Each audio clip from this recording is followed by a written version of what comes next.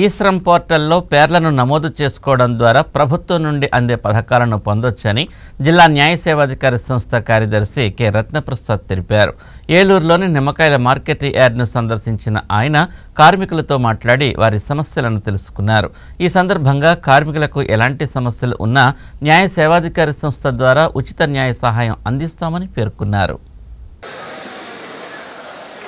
ఉమ్మడి పశ్చిమ గోదావరి జిల్లా న్యాయ సేవాధికారి సంస్థ కార్యదర్శి సివిల్ జడ్జ్ కె రత్నప్రసాద్ సోమవారం ఏలూరులోని నిమ్మకాయల మార్కెట్ యార్డ్ను సందర్శించారు. ఈ సందర్భంగా యార్డ్లో పనిచేస్తున్న కార్మికులతో మాట్లాడి వారి సమస్యలను తెలుసుకున్నారు. అలాగే మార్కెట్ యార్డ్ అధికారులు సిబ్బందితో మాట్లాడి వారికి పలు సూచనలు చేశారు. అనంతరం జిల్లా న్యాయ సేవాధికారి సంస్థ కార్యదర్శి కె రత్నప్రసాద్ మాట్లాడుతూ కార్మికుల సంక్షేమం కోసం కేంద్ర రాష్ట్ర ప్రభుత్వాలు అనేక సంక్షేమ పథకాలు అమలు చేస్తున్నాయని, ఈ పథకాలను పొందడం కోసం కార్మికులు తమ వివరాలను ఈ-శ్రమ్ పోర్టల్లో నమోదు చేసుకోవాలన్నారు. దీని ద్వారా పథకాలను సులభంగా పొందొచ్చని తెలిపారు. అలాగే ప్రమాదాల బారిన పడినప్పుడు ఇన్సూరెన్స్ కూడా పొందవచ్చన్నారు. కార్మికులకు ఎటువంటి ఆస్తి తగాదాలు ఉన్నా లేక ఏ ఇతర వివాదాలు ఉన్నా జిల్లా న్యాయ సేవాధికార సంస్థ ద్వారా ఉచిత న్యాయ సహాయాన్ని అందిస్తామని, అవసరమైన వారు ఈ అవకాశాన్ని వినియోగించుకోవాలని సూచించారు. ఈ కార్యక్రమంలో పలువురు అధికారులు, మార్కెట్ యార్డ్ సిబ్బంది, కార్మికులు పాల్గొన్నారు.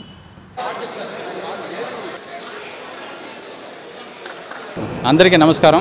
ఈవేళ ఏలూరు నిమ్మకాయల మార్కెట్ యార్డ్లో హమాలీలతో అంటే కూలీలతో, ఇక్కడ అసంఘటిత కార్మికులతో వాళ్ళతో కొన్ని విషయాలు షేర్ చేసుకోవడం జరిగింది. వాళ్ళందరితో మాట్లాడి వాళ్ళకి ఈ-శ్రమ్ పోర్టల్లో వాళ్ళ పేరు నమోదైందా లేదా, నమోదు చేసుకోవడం వల్ల కలిగే ప్రయోజనాలు, ఒకవేళ వర్క్ చేసేటప్పుడు ఏదన్నా ప్రమాదం జరిగితే ప్రమాద బీమా 2 లక్షల వరకు మీకు వస్తుందని, అదేవిధంగా నమోదు చేసుకునే విధానం కూడా వాళ్ళకి తెలియపరచడం జరిగింది. మరి ఇవాళ దీంట్లో భాగంగా వీళ్ళకి ఉచిత న్యాయ సహాయం గురించి అది ఎక్కడ అందుతుంది, జిల్లా కోర్టు ఆవరణలో ఉన్న డిస్ట్రిక్ట్ లీగల్ సర్వీస్ అథారిటీ ప్రాంగణంలో అందుతుంది. అదేవిధంగా ఈ మండలంలో ఉన్న ఈ యొక్క జిల్లాలో ఉన్న ప్రతి మండలంలో కూడా ఉచిత న్యాయ సహాయం మీకు అందుతుంది అనే విషయాన్ని లీగల్ సర్వీస్ అథారిటీ యాక్ట్ 1987 గురించి వాళ్ళకి క్లుప్తంగా వివరించడం జరిగింది. అదేవిధంగా నాతో పాటు న్యాయవాది రతనరాజు గారు కూడా కొన్ని విషయాలు వాళ్ళతో షేర్ చేసుకోవడం జరిగింది.